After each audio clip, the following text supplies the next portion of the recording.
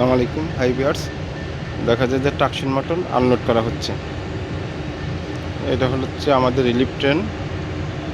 এই ক্রেনের মাধ্যমে ইঞ্জিনটাকে তার ট্রাক থেকে বিচ্ছিন্ন করা হয়।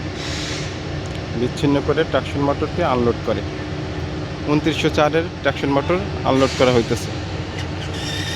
দেখুন,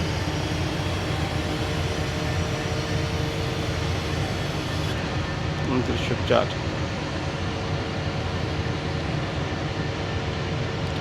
এখন ইঞ্জিন কিভাবে চলে? ইঞ্জিন চলে হলো মেন জেনারেটর যখন বিদ্যুৎ উৎপন্ন করে টাকশন মোটরে পাঠায়। টাকশন মোটর পিনিয়ামের মাধ্যমে হুইলকে ঘুরায়। পিনিয়ামের মাধ্যমে হুইলকে ঘুরালেই ইঞ্জিন চলে।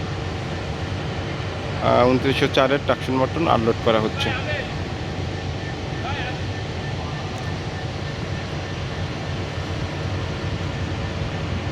এটা হচ্ছে আমাদের রিলিফ ট্রেন, আর রিলিফ ট্রেনের ছাউনি হচ্ছে এটা।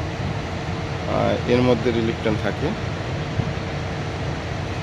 ঢাকা লোকো শেড।